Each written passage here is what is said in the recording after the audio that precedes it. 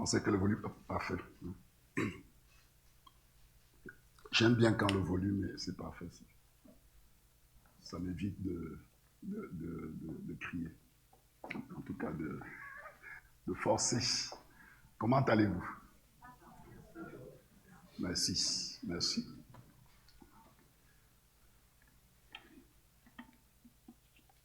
Pourquoi ça n'irait pas avec le temps qui commence à s'améliorer? On a toutes les raisons, en plus d'être dans la présence d'un Dieu qui est un Père pour nous. Qui est un Père pour nous et un Dieu vivant. Donc on a toutes les raisons de se réjouir, toutes les raisons d'être dans l'espérance, toutes les raisons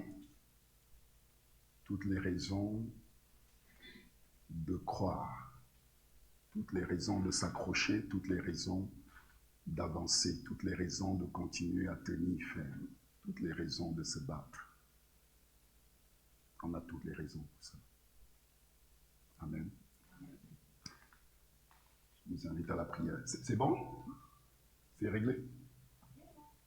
Il faut que je gagne encore un peu de temps. Amen. Aïe. Je vais vous demander de prendre un moment. C'est fort? C'est trop? C'est pas de ma faute.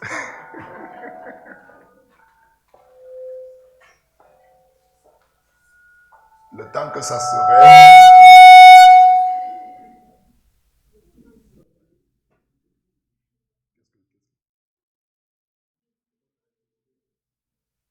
Faut que je coupe.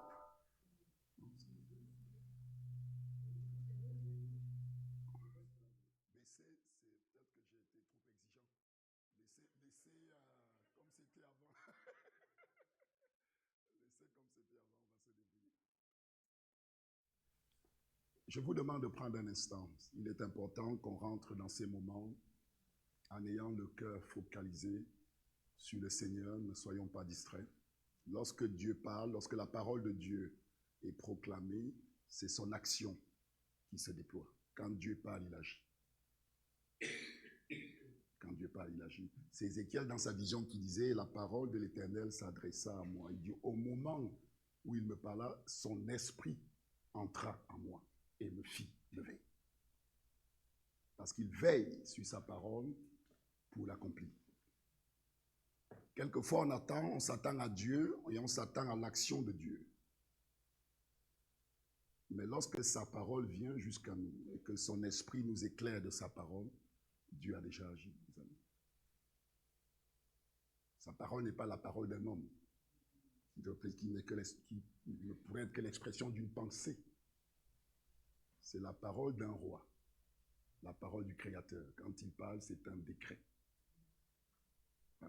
Quand on dit Dieu ne peut pas mentir, ça signifie que s'il fait jour là, comme il fait jour, si Dieu vient et qu'il dit il fait nuit, en fait, le jour se change en nuit. C'est en ce sens-là qu'il ne peut pas mentir. Ce qu'il dit devient la vérité. Donc il est impossible qu'il mente. Ce que Dieu dit devient. Amen. Seigneur, nous te remercions parce que c'est vers toi que nos regards sont portés constamment, parce que tu es la fontaine d'eau de la vie.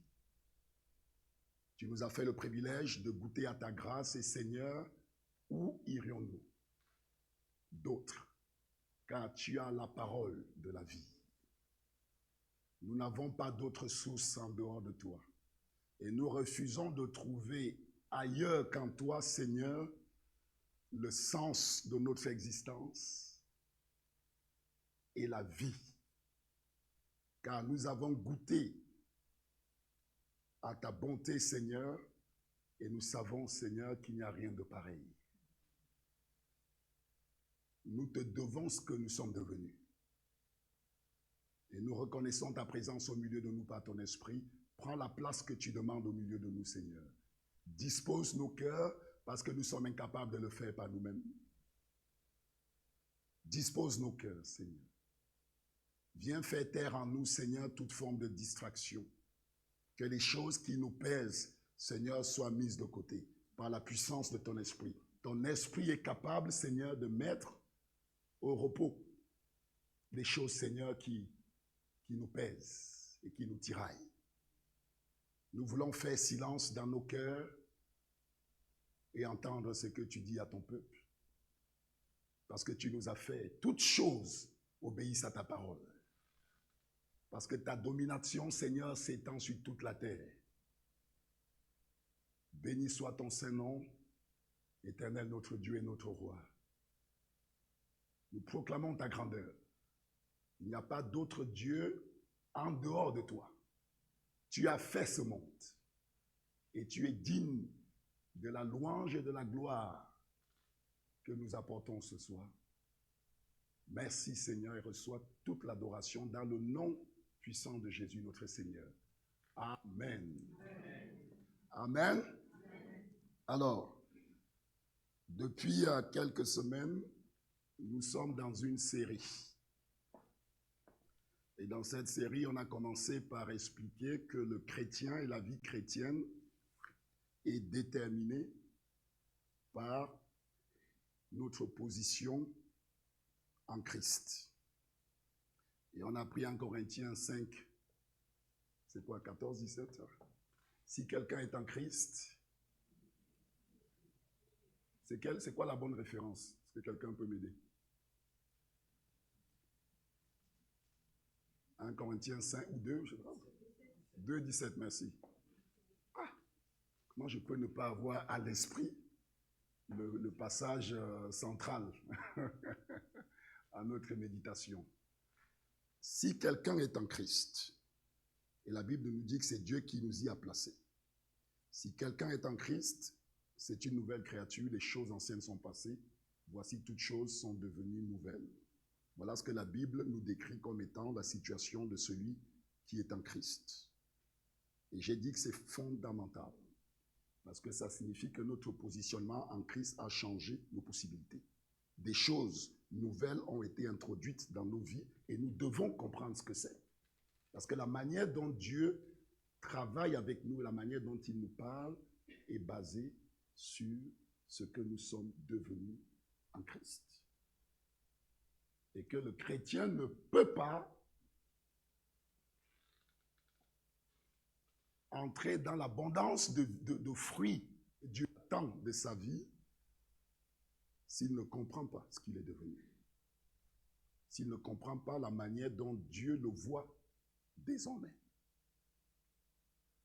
Et il y a des choses dans notre vie qui ne changeront pas jusqu'à ce qu'on rentre dans l'appropriation de ces choses. Amen. Donc c'est important, c'est ce que j'essaie de dire.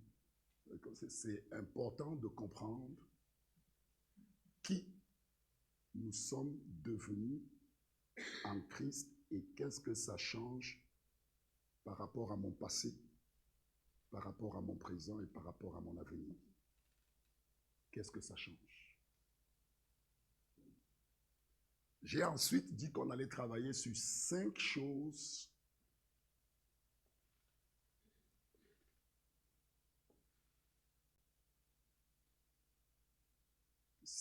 fondamentales qui changent ou qui doivent changer si le chrétien doit rentrer dans une forme de croissance spirituelle. 5. Lorsqu'on vient à Jésus, et ça on le vit tous, hein, on a quelqu'un qui reçoit le Seigneur, et puis on l'embarque dans l'étude biblique et dans un certain nombre de choses, et au bout d'un moment, on ne sait plus trop situer cette personne-là. Est-ce qu'il grandit, est-ce qu'il ne grandit pas, par rapport à quoi? On n'a pas de critères, on n'a pas de moyens pour savoir si la sœur Laetitia, où est-ce qu'elle a besoin d'aide dans sa marche par rapport à Dieu, dans quel domaine, par rapport à quoi. Ça nous manque de foi. Ouais. Qu'est-ce qu'elle est censée vivre? Et souvent, c'est le jeune chrétien qui pose cette question. Ok, je suis en Christ, je participe aux réunions de prière, j'étudie ma parole, mais en fait, je vais où? Je suis censé aller où? Qu'est-ce que je suis censé devenir? Qu'est-ce que Dieu attend de moi? Ce qui est une question légitime. Parce qu'il y a la manière dont Dieu nous transforme, la manière dont il nous édifie et nous libère, c'est par notre croissance spirituelle dans notre marche avec lui. Vous voyez? Quand on vient au Seigneur, on vient tout, chacun de nous, on vient avec tout un bagage. Donc il y a deux façons de traiter ce bagage-là. Soit je me tourne et puis j'essaie de régler tel problème, j'essaie de régler tel problème, et ça prend toute ma vie. Ou alors je me contente d'avancer. Et les problèmes se règlent. Parce que ce mouvement que je fais vers Dieu, sur le chemin qu'il a tracé vers moi, me transforme. Et avec cette transformation viennent des délivrances, des guérisons, des restaurations. C'est ça, la méthode de Dieu, c'est ça. C'est de nous enraciner dans ce que nous sommes devenus en Christ. Et que sur la base de cet enracinement, que ce que nous étions soit englouti. Vous êtes avec moi? C'est ça la méthode du Seigneur. Allez, je reviens. Tout ça, c'est pour dire que c'est important, ce qu'on est en train de regarder. C'est important. Maintenant, 5 choses. On a vu la première chose, c'est lorsqu'on est en Christ, la manière dont on se tient devant Dieu, devant les hommes et devant le diable change radicalement. C'est la première chose qu'on a vue. Pourquoi? Parce que Dieu nous a donné en Jésus-Christ un cadre sur lequel on peut se tenir devant Dieu sans être condamné. Et ce cadre-là, c'est la justice que Dieu nous a imputée parce qu'on a cru. Première chose qu'on a vue. Deuxième chose qu'on a vue, je pense que c'était le dimanche dernier, c'est comment je me vois dans le monde quand je suis en Christ. Et j'ai insisté sur le fait que la manière dont Dieu voit le chrétien, c'est d'abord en tant que serviteur ou servante au service de sa volonté. Et que tout le reste, ma fonction de père, ma fonction de mari, ma fonction d'employé, ne sont que les plateformes où Dieu me positionne pour que je le serve. Ce que Dieu voit, c'est un serviteur à qui il a donné la fonction de père. Ça change quoi? Ça change qu'en tant que père, la question que je me pose, c'est pas quel genre de père je suis, quel genre de père je veux être, quel genre de père je veux être pour mes enfants. La question que je me pose, c'est qu'est-ce que Dieu attend de moi en tant que père. Parce que je suis là, dans une fonction pour servir sa volonté. Parce que ma vie ne m'appartient plus. C'est ce qu'on a vu le dimanche dernier. Ce que je vous invite à regarder ensemble aujourd'hui, c'est lorsqu'on est en Christ, la façon dont on voit le monde doit changer. Notre vision du monde. La façon dont on comprend le monde, dont on le voit, doit s'aligner avec la manière dont Dieu voit le monde. Parce que la semaine dernière, on a vu comment on se voit nous-mêmes dans le monde. Et aujourd'hui, on va voir comment Dieu voit ce monde. Ok? Et la nécessité pour nous de voir le monde de la même façon. Et vous allez voir ce que ça change. Romains chapitre 12. Romains chapitre 12. Du verset 1 au verset 2. Romains chapitre 12, verset 1 au verset 2.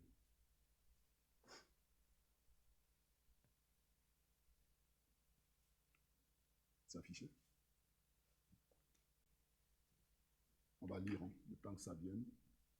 Vous y êtes là, Romains 12, verset 1 à 2. Suivez-moi. Suivez-moi. Je vous exhorte donc, frères, par les compassions de Dieu, à offrir vos corps comme un sacrifice vivant, saint, agréable à Dieu, ce qui sera de votre part un culte raisonnable. verset 2, ne vous conformez pas au siècle présent. Ne continuez pas à voir le monde tel que vous le voyez avant d'avoir connu le Christ. Ne vous conformez pas au siècle présent. Voilà ce qu'il dit ensuite.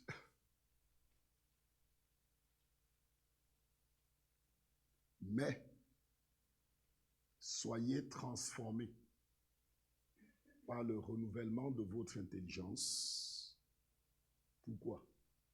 Afin que vous discerniez quelle est la volonté de Dieu, ce qui est bon, agréable et parfait.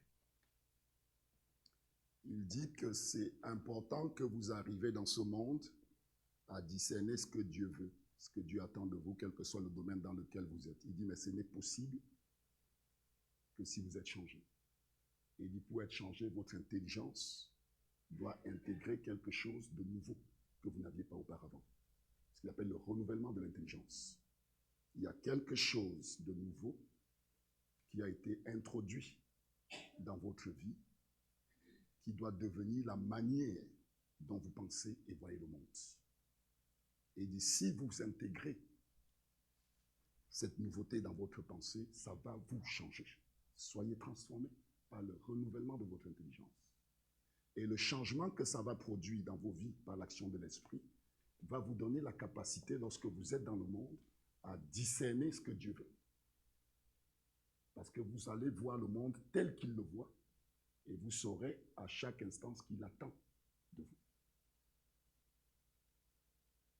Vous comprenez que le chrétien qui ne s'engage pas dans ce chemin ne saura pas, que ce soit au travail, dans la famille, ne saura pas ce que Dieu attend de lui. Et parce qu'il ne sait pas, il ne le fera pas. Et parce qu'il ne le fait pas, le règne de Dieu ne s'étend pas. Dieu n'est pas glorifié.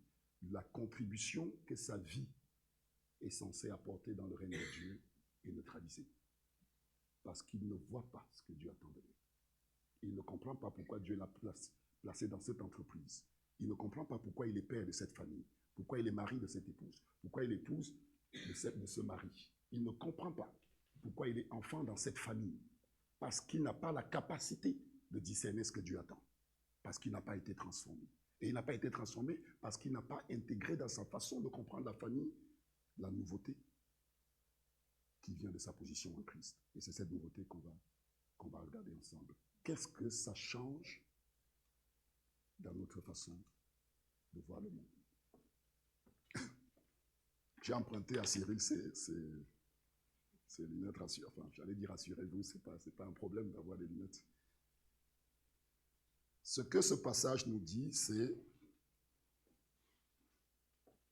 il y a superposé au monde que nous voyons, il y a un autre monde spirituel. Je dirais même deux autres mondes spirituels. C'est ce qu'on a vu dans Colossiens la semaine dernière. Le Seigneur nous a transportés des ténèbres vers le royaume du Fils de son amour. Donc, il y a un monde spirituel qui est superposé à notre monde. Et quand vous entendez, à chaque fois que vous entendez royaume, pensez trône. Royaume, vous pensez trône. Et quand vous pensez trône, pensez volonté. Un royaume signifie que quelqu'un est assis quelque part, il attend quelque chose. Parce qu'il veut dominer et régner. Ouais.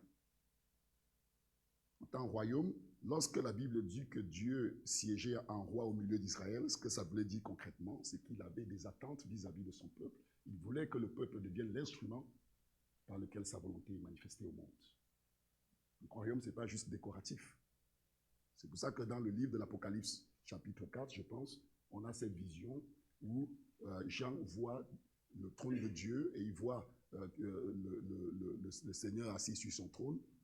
Et autour du trône, il y a 24 vieillards, c'est ça, qui se prosternent. Et puis il y a 4 êtres vivants. Et tous ces gens-là qui sont autour du trône répondent au trône. Pourquoi? Parce que le trône exige quelque chose.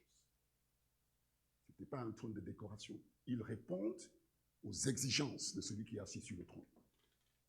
Et dans ce passage, il est dit, l'honneur, la gloire t'appartiennent car tu as créé toutes choses. Et c'est par toi et pour toi que ces choses existent.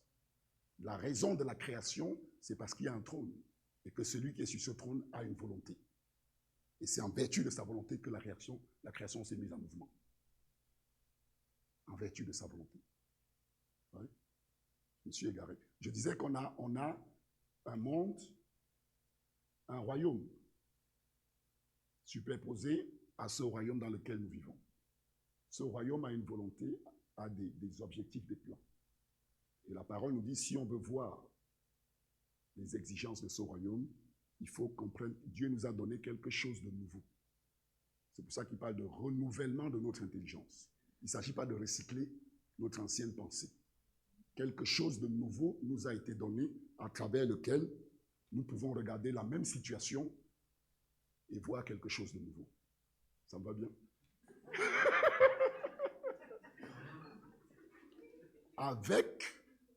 Avec ceci, parce que je suis en Christ. Tout à l'heure, on parlera de ce que c'est que ça. Qu'est-ce qu'il y a dans l'œuvre accomplie qui nous permet de voir le monde différemment? C'est mon... Regardez là. Okay. On va le regarder. Mais je veux déjà que vous compreniez où je veux aller avec ça. D'accord? Avec ça, je regarde. Je suis employé dans une entreprise. Je mets ça. D'accord? Je me vois dans cette entreprise comme, pas comme employé, mais d'abord comme au service de Dieu. Et l'entreprise n'est qu'une ressource, une plateforme dans laquelle Dieu m'a placé. Maintenant, je veux savoir pourquoi Dieu m'a placé là. Je ne peux pas le savoir si je n'aimais pas ça. Comprenez? Parce que celui qui m'a mis dans cette entreprise gouverne, sa volonté est différente des systèmes de ce monde. Et si je veux comprendre ce qu'il attend de moi, il faut que je regarde la même situation, mais avec ça. Et tout à coup, je vois ce qu'il voit. Je discerne sa volonté. Et je vois ce qui est bon, mais bon pour lui. Agréable, c'est ça? Bon, acceptable et parfait. Je ne sais plus le bon. J'enlève ça. Est-ce que vous êtes avec moi? Ok. À présent, je vais vous dire ce que c'est que ça, avec lequel on regarde, et ensuite on va prendre la vie d'Étienne. Et je vais vous montrer comment sa vision du monde en Christ a changé la personne qu'il était.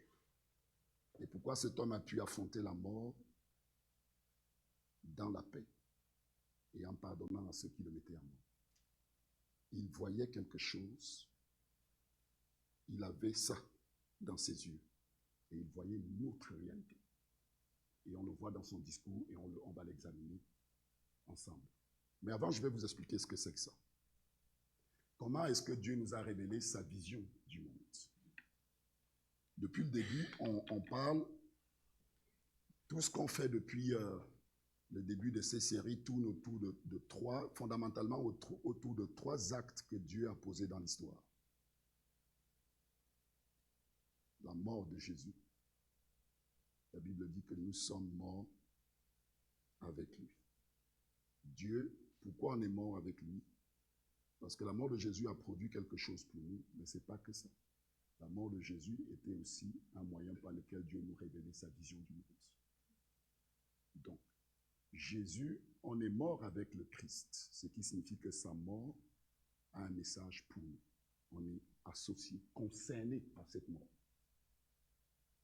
Cette mort nous dit quelque chose de la manière dont Dieu voit l'homme qu'il a dans ce monde. Ouais. Première chose. Deuxième chose, dans l'histoire, Jésus est ressuscité d'entre les morts. Et la Bible nous dit, Dieu nous a fait ressusciter avec lui. Ce qui signifie que cette résurrection n'était pas un simple événement dans l'histoire. C'était un acte de Dieu pour l'humanité. Et c'était aussi une révélation de sa vision pour l'homme.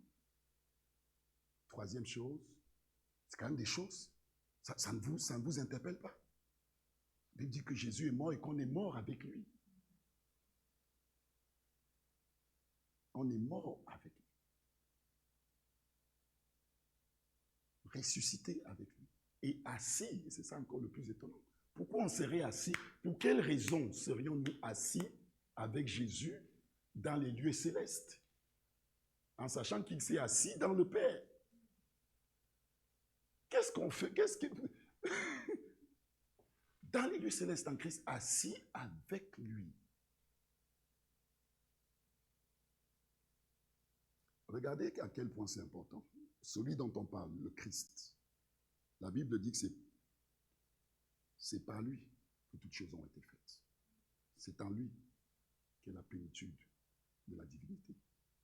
C'est par sa croix que Dieu s'est réconcilié toutes choses dans le ciel, sur la terre. Est-ce que vous voyez la dimension du Christ? Ce que ça signifie, c'est que si Dieu nous adresse le moindre message à travers le Christ, ce message est la vérité.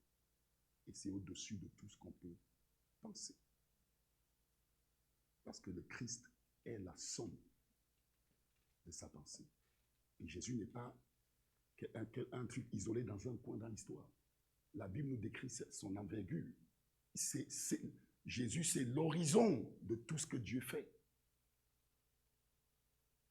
Vous comprenez ce que je veux dire? Voilà pourquoi voilà pourquoi quelqu'un... Il faut que j'entre dans mon message. Que j'entre dans mon message. Vous avez compris. On va dire ça comme ça. Maintenant, regardez. Que nous dit la mort de Jésus?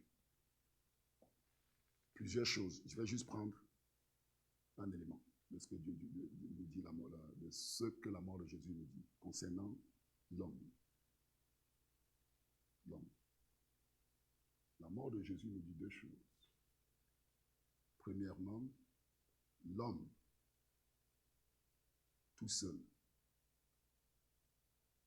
qu'il soit bon, mauvais, riche, pauvre, éduqué ou pas, l'homme tout seul ne peut pas répondre au niveau de sainteté pour lequel Dieu l'a fait. Voilà pourquoi lorsque Jésus est mort, Dieu disait à toute l'humanité, tous sont morts et condamnés devant lui. Tous. Deuxième chose que ça nous dit, c'est que si tout homme est condamné devant Dieu, ça veut dire que si je suis sauvé aujourd'hui, c'est pas parce que je le méritais. Ça veut dire que chaque être humain, même les plus méchants, est digne de l'amour de Dieu concernant le salut. Maintenant, allons prendre Étienne. Si je l'explique comme ça, ça reste très théorique.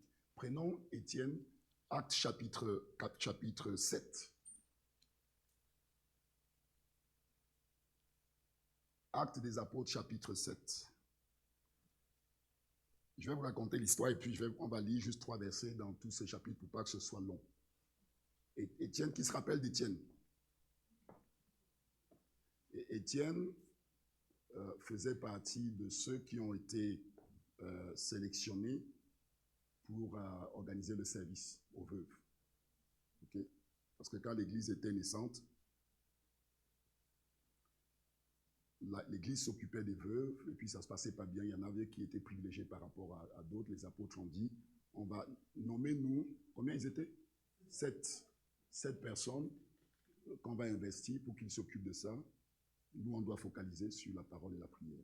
Étienne faisait partie de ces 7. Et la Bible décrit cet homme comme étant rempli d'esprit et de puissance. Et il avait de particulier qu'il opérait des signes et des prodiges comme les apôtres. Je pense que c'est le seul dont il est dit, peut-être Philippe aussi, les deux, qui n'était pas apôtre, mais qui manifestait la puissance de Dieu pour guérir. Étonnant. Alors, Étienne,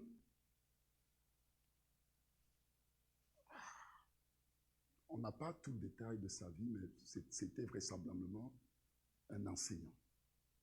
Il avait une compréhension des Écritures profonde, comme l'apôtre Paul. Au point que Satan se demande si ce n'est pas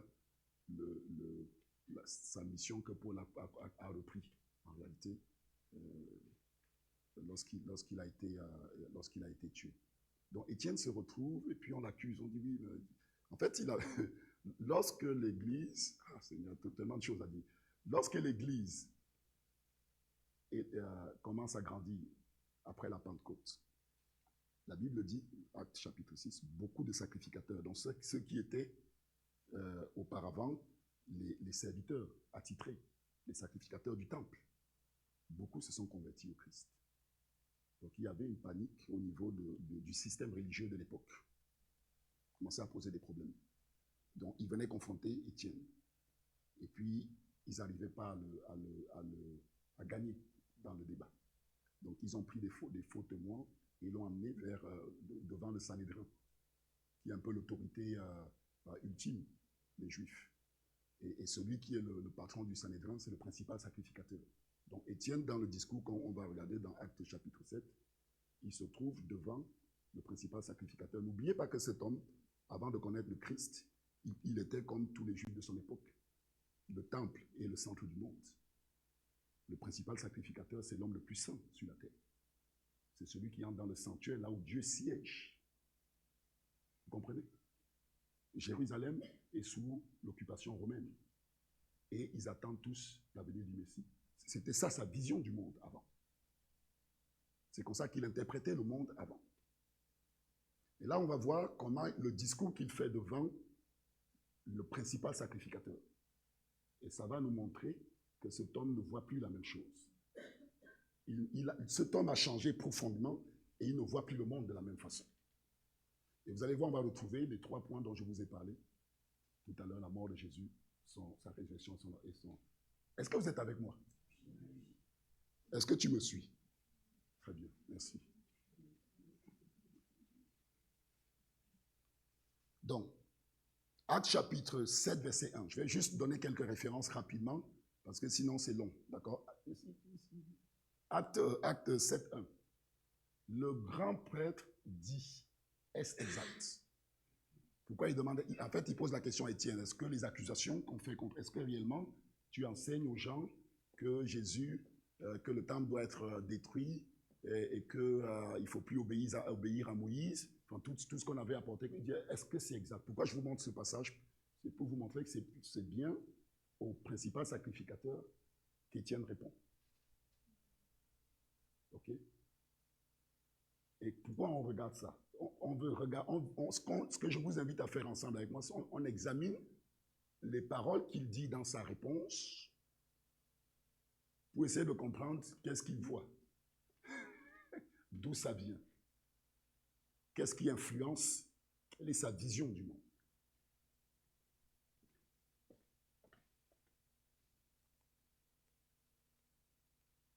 Verset 52.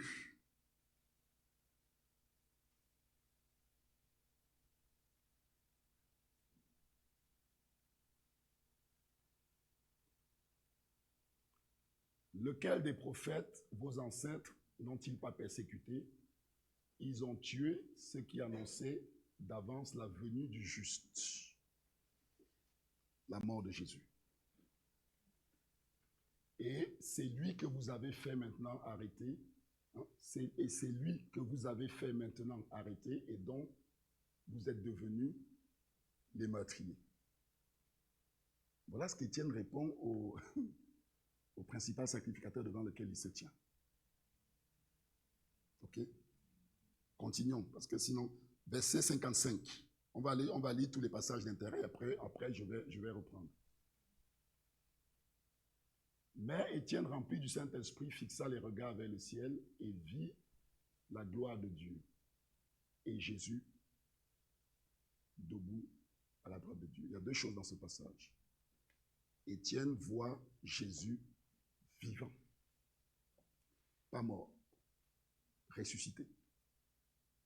C'est important ce qu'on voit, parce que il faut comprendre ce qu'il voit et d'où il le voit. Et puis on verra, tout à l'heure je vais vous montrer. Il le voit vivant, pas mort.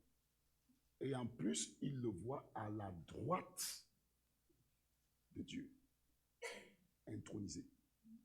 Et je vous ferai lire tout à l'heure un passage dans Daniel pour qu'on comprenne ce que signifie que À quoi il renvoie ce texte dans l'Ancien Testament quand il dit son regard se tourna vers le ciel, il vit la gloire de Dieu et Jésus debout à la droite de Dieu.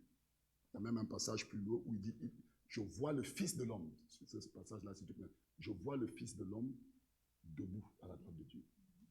Vous allez comprendre ce qu'il y a derrière ça. Mais reprenons je vais vous résumer le discours, la réponse qu'Étienne fait. Étienne fait un très long discours dans lequel il raconte toute l'histoire d'Israël. Il commence par Abraham. Il dit le Dieu de gloire s'est révélé à notre père Abraham. Et vous savez où est-ce qu'il amène son point de chute? La construction du temple. Il raconte toute l'histoire. Il y a plusieurs pages. Il raconte toute l'histoire et il s'arrête. Il amène, il dit, et Salomon, et David a voulu construire le temple, et finalement c'est Salomon qui a construit le temple. Donc il les amène jusqu'à ce qu'à l'époque où Étienne parle, le temple est le centre de la vie du peuple d'Israël. C'est le lieu le plus saint. Et Étienne ajoute, quand il arrive au temple, il dit, mais Dieu ne vit pas dans un temple fait de main d'homme. Est-ce que vous voyez déjà sa vision du monde? Il dit ce que vous considérez comme le centre du monde, ce que vous considérez comme le lieu le plus saint, ce pourquoi vous êtes fonctionnaire. Dieu ne vit pas dans une maison que l'homme a faite. Et c'est là qu'il devienne hystérique et qu'il se jette sur lui, tous en même temps, pour le lapider et le tuer. Maintenant, prenons les éléments pour finir. Première chose, la mort de Jésus.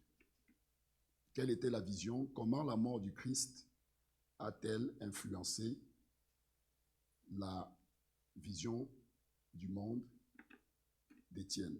Et qu'est-ce qu'on peut en tirer, nous, comme leçon?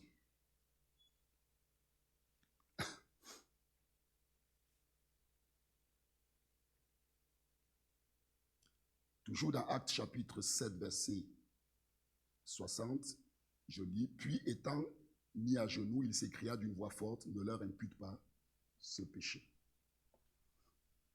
Étienne avait en face de lui des hommes qu'il considérait comme des meurtriers. Et pourtant, devant ces hommes, lorsqu'il allait mourir, il dit, « Seigneur, ne leur impute pas ce péché. » Pourquoi? Parce qu'il avait compris que tout homme est digne de l'amour de Dieu pour le salut. C'est ça sa vision du monde. La raison pour laquelle il a été capable de pardonner à ses ennemis, c'est parce qu'il avait compris la manière dont Dieu voit ce monde. Dieu a tellement aimé le monde qu'il a donné son Fils. Vous savez ce que ça signifie pour nous? Le disciple de Christ ne peut pas être quelqu'un qui est dans la discrimination. Un disciple de Christ qui est raciste, qui est antisémite, homophobe, c'est que sa vision du monde n'a pas changé. Parce qu'il ne voit pas le monde tel que Dieu voit le monde. C'est fondamental. C'est fondamental. Lorsque, et on le vit tous, il y a des situations qui nous mettent, que ce soit nous individuellement, ou nos familles, ou notre pays, tout à coup on se retrouve dans une situation de conflit qui fait que l'autre devient notre ennemi et on ressent pour lui de la haine et de la colère. Si ma vision du monde n'a pas changé, cette colère va m'emporter, cette colère va me contrôler et je ne verrai pas ce que Dieu voit. Et la situation que je vis, je ne la verrai pas telle que Dieu la voit. Parce que je ne vois pas le monde tel qu'il voit le monde. Dieu juge et condamne le péché. Mais même le plus mauvais des hommes, s'il se tourne vers Dieu, est digne de recevoir le pardon de ses péchés et le salut. même ceux on rejetterait et qu'on détruirait. Si cette vision du monde n'est pas claire, on va être embarqué dans des conflits. Vous savez, aujourd'hui, il y a des conflits partout. Tel va dire, moi je suis pour tel pays, moi je suis pour tel pays. C'est parce que notre vision du monde n'a pas changé. Parce qu'on regarde à des réalités qui sont temporelles, qui vont passer. Et on oublie que le royaume auquel on appartient est un royaume éternel. Et que les choses, les dynamiques du monde qu'on voit aujourd'hui, le jour où le Christ revient, toutes ces choses vont être détruites, mises de côté. Et quelque chose de nouveau va être créé. Donc ces choses ne sont pas des finalités en elles-mêmes. Notre positionnement ne peut pas être basé sur les choses de ce monde. Notre vision du monde. Est-ce que vous êtes avec moi? Si notre vision du monde n'a pas changé, inconsciemment, on va avoir dans nos cœurs des discriminations. J'aime pas tel genre-là, j'aime pas lui-là. Les gens qui viennent d'ici, je ne les aime pas. Et puis on pense que ça ne nous affecte pas. Ça aveugle notre vision. Parce qu'on va refuser même l'évangile à quelqu'un que Dieu aime, parce qu'on ne le voit pas tel que Dieu le voit. On ne le voit pas tel que Dieu le voit. Ouais. Étienne dit, pardonne-leur. Des gens qui étaient en train de le lapider. C'est parce qu'il était changé. Étienne voyait le monde comme ça. Vous comprenez? C'est comme ça qu'il voyait le monde. Voilà pourquoi il a agi comme il agit. Il voyait une autre réalité qui avait changé la personne qu'il était. Et du coup, il a compris que ce que Dieu attendait de lui, c'était le pardon. Il a discerné la volonté de Dieu parce qu'il avait été transformé par le renouvellement de son intelligence. Oui. Et c'est comme ça que Dieu nous appelle à avoir notre intelligence renouvelée dans chaque aspect de notre vie. Autrement, si vous mettez ça dans la prière, portez ce dans la prière, puis priez pour votre famille, au bout d'un moment, vous allez voir ce que Dieu attend de vous. Vous allez voir ce que Dieu voit. Et si vous obéissez à ce que vous voyez à ce moment-là, vous verrez la gloire de Dieu. Vous verrez la gloire de Dieu.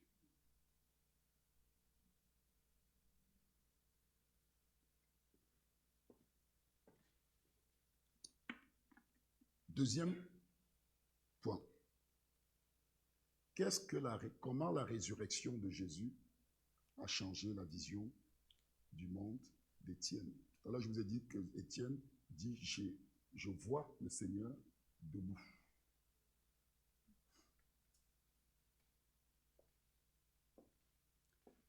Jésus est le seul homme à avoir vécu en chair comme nous, qui est mort, et que Dieu a décidé de ressusciter d'entre les morts pour qu'il ne meure plus jamais.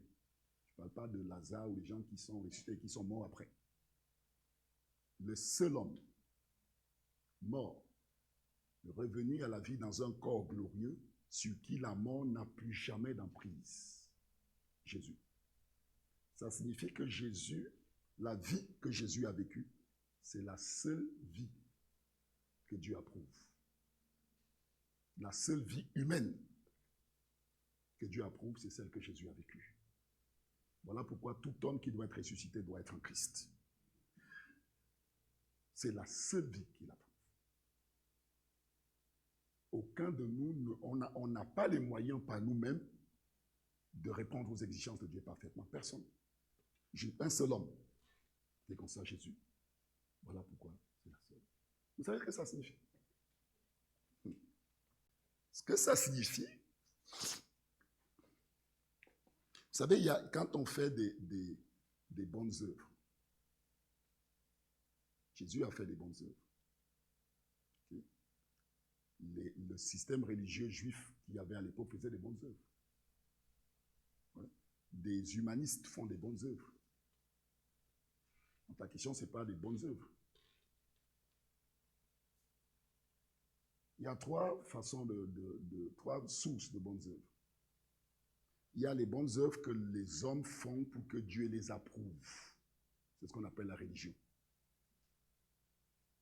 Les bonnes œuvres que je fais pour que Dieu m'approuve, la religion. Et puis il y a les bonnes œuvres que je fais sans Dieu. Ça, c'est l'humanisme. Je suis capable de faire des bonnes œuvres, je n'ai pas besoin de Dieu pour ça. Et puis il y a des bonnes œuvres que je fais parce que je suis en communion et soumis à l'autorité de Jésus. La Bible appelle ça des fruits, produits par l'Esprit. C'est ça qui demeure éternellement. C'est ça qui demeure. Et ces œuvres-là sont les fruits de la résurrection de Jésus. Le fait qu'il vive en nous par son esprit. Maintenant, je vais arriver à l'application là où je vais vous amener. Étienne était face au principal sacrificateur, qui est l'homme le plus saint de son époque. C'est lui qui va là où Dieu descend. Et le temple est le centre du monde. Comme ça. Et Dieu dit à cet homme-là qu'il est un meurtrier. Pourquoi? Pourquoi Étienne dit à cet homme qu'il est un meurtrier?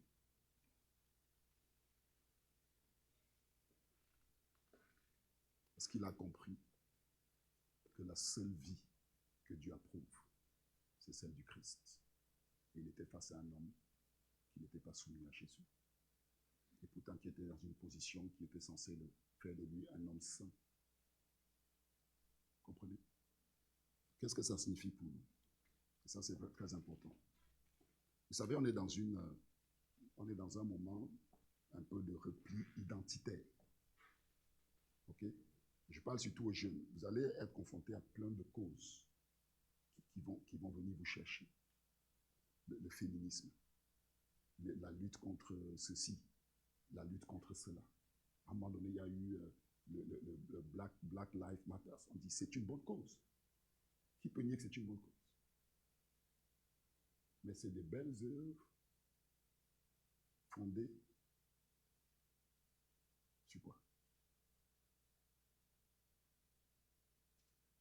Il y a en France aujourd'hui, avec la mort de Quentin, c'est ça?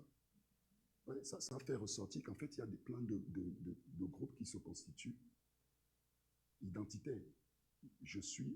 Tous ces gens-là défendent des causes qu'ils estiment bonnes.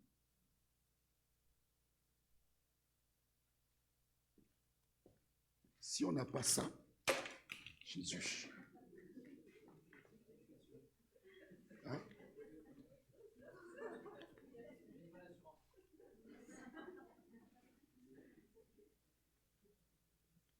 Voilà.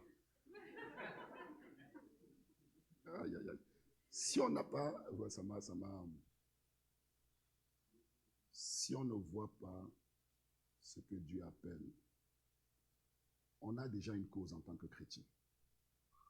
Ce qui constitue notre centre de gravité, c'est de produire des œuvres que Dieu nous demande de produire sous son autorité. Maintenant, si tu t'engages en politique, tu t'engages dans une association, je ne dis pas que c'est pas bien, qu'il ne faut pas le faire.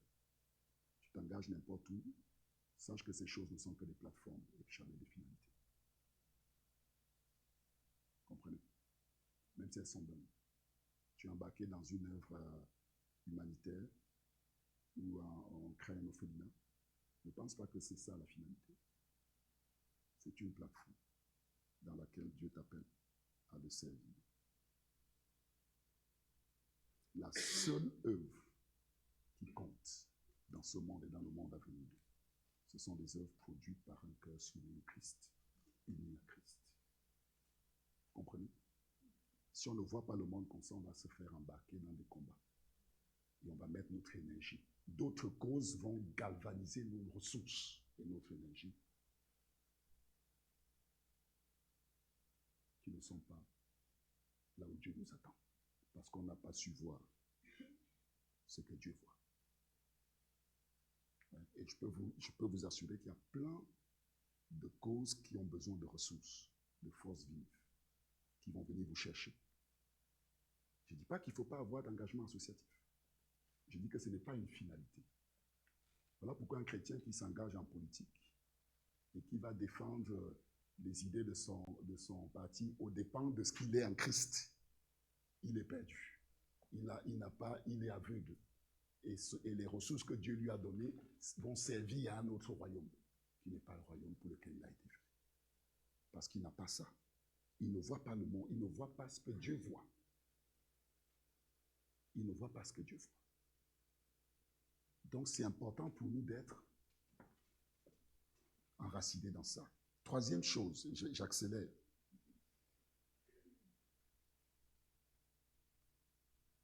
Ça va? Je peux prendre encore 10 minutes pour finir? Ok. Bon. Acte chapitre, on l'a déjà lu, je vais juste le redire. Ça c'est important, parce que on est dans l'actualité. Okay?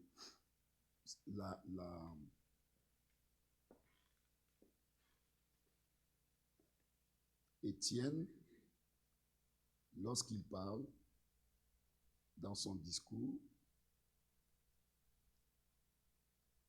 le Sanhédrin devant lequel il se tenait était important pour le peuple juif à l'époque. C'est pas quelque chose qui a un truc à jeter à la poubelle, c'était important. Ok. Étienne est aussi conscient qu'Israël est sous occupation romaine. Étienne est aussi conscient que ce qu'il est en train de faire peut lui coûter la vie. Il est conscient de tout ça. Et pourtant, il le fait quand même. Et même quand la mort devient évidente, il dit, je vois Jésus debout à la droite du Père. Il dit, accueille mon esprit. Il n'a pas peur de la mort, parce qu'il a vu quelque chose. Parce qu'il ne voit pas. Il ne voit plus le monde de la même façon. On est dans un moment où il y a des guerres. Hein? Et on nous dit que ça va créer des problèmes économiques, ces guerres-là. Des sérieux problèmes sont devant nous. Il y a toutes les raisons de s'inquiéter et d'être dans l'angoisse. Sauf si on voit le monde comme ça. Et qu'est-ce qu'il a vu, Étienne? Qui fait que face à tous ces défis et ces difficultés, il est resté. Est-ce qu'on peut prendre, avant de prendre Daniel 7, je vais vous montrer ce que dit Étienne.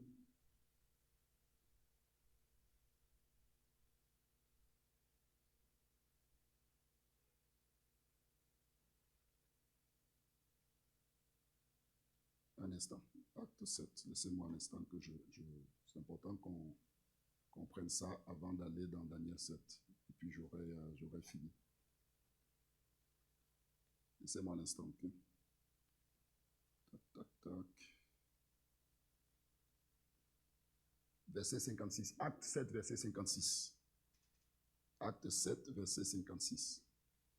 Voilà ce que Étienne dit à haute voix. Il dit, je vois le ciel ouvert et le Fils de l'homme debout à la droite de Dieu. Maintenant, allons voir, gardez ça à l'esprit. Vous allez voir à quoi il fait référence Étienne quand il dit ça. Daniel chapitre 7, verset 13 à 14. Daniel chapitre 13. Non, chapitre 7, verset 13 à 14. Daniel 7, 13 à 14. Daniel 7, 13 à 14. Voilà. C'est Daniel qui reçoit une vision. D'accord? Il dit, pendant que je regardais dans mes visions nocturnes, quelqu'un qui ressemblait à un fils de l'homme est venu avec les nuées du ciel.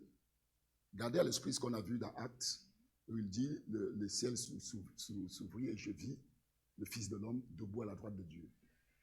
Donc, quelqu'un qui ressemblait à un fils de l'homme est venu avec les nuées du ciel. Il s'avançait vers l'ancien des jours et on l'a fait approcher de lui. Il s'approche de l'ancien du jour, du trône. Maintenant, regardez le passage qui suit.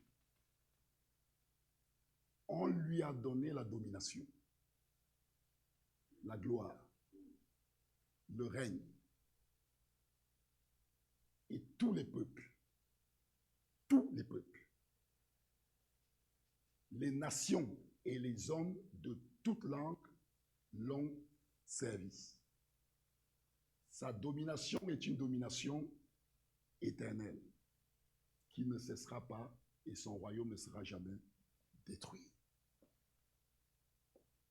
Voilà ce que représente Jésus dans la gloire. La domination de ce monde lui a déjà été donnée. Il n'y a rien à craindre. La domination de ce monde, de toutes les nations et de tous les peuples, lui a déjà été donnée. Quand Étienne dit « Je vois le Fils de l'homme à la droite de Dieu », la mort ne lui fait plus peur. Rome n'est plus un obstacle pour l'évangile. Parce que la domination lui a été donnée.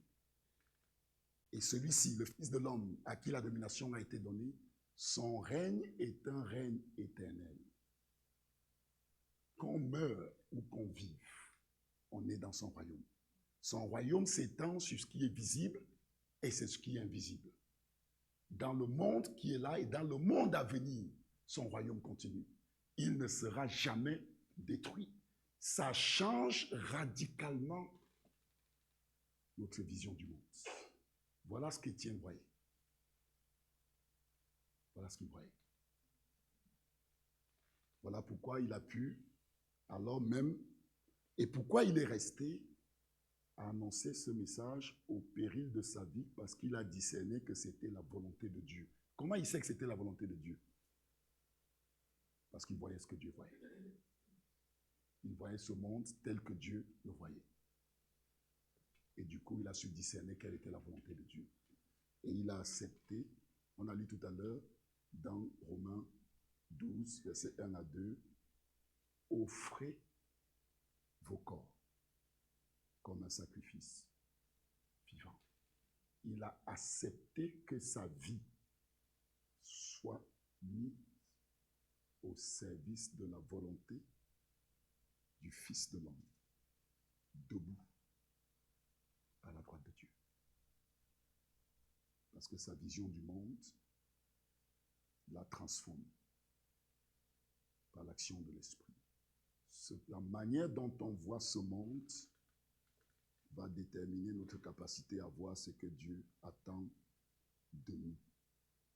Je ne sais pas ce que tu es. Je prends des trucs simples comme ça qu'on connaît, parents, femmes, enfants, employés. Je ne sais pas ce que tu es, mais quel que soit l'endroit où tu es, Dieu t'y a placé pour que tu le représentes et le serves. Est-ce que tu veux savoir ce que Dieu attend de toi dans ces endroits? Mets tes lunettes. Et dans la prière, regarde à ce que la croix nous a donné comme vision du monde. Et prie. En regardant la même situation, tu pries, tu pries, tu pries. Très rapidement, les choses vont s'ouvrir. Et tu verras dans cette situation précise ce que Dieu attend de toi. Et quand tu l'auras vu, une question va se poser à toi. Est-ce que tu acceptes volontairement, sans contrainte, de livrer ton corps comme un sacrifice vivant? Est-ce que tu acceptes que ton corps et ton esprit, qui appartiennent à Dieu, mais dont il te donne le choix, la liberté de décider si tu les soumets ou pas, est-ce que tu acceptes que ton corps devienne l'instrument de son service dans ce lieu? Si tu l'acceptes, tu apportes une contribution que toi seul pouvais apporter dans le service de Dieu. Parce qu'il nous a fait uniques avec des contributions uniques. Si tu acceptes de faire ce que Dieu te montre, parce que, ayant changé ta vision du monde, tu ne vois plus la situation de la même façon.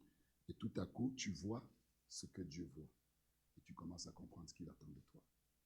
Évidemment, dans la prière, tu combats. Parce que ton cœur dit, c'est trop, je ne peux pas, je ne peux pas, je ne peux pas. Et tu combats, Seigneur, je me soumets à ta volonté. Ma vie est là pour servir ta volonté. Je t'appartiens. Donne-moi la grâce sans laquelle mon cœur ne peut pas se disposer. Je veux faire ta volonté, Seigneur. Que ton esprit me rende m'affermisse et la grâce de Dieu vienne. Et petit à petit, tu poses un pas devant l'autre. Et tu commences à faire ce que Dieu attend de toi dans ce qu'il t'a montré. Tu verras la gloire de Dieu. Tu verras la gloire de Dieu. tu verras sa gloire. Alléluia. Je vous invite à vous lever.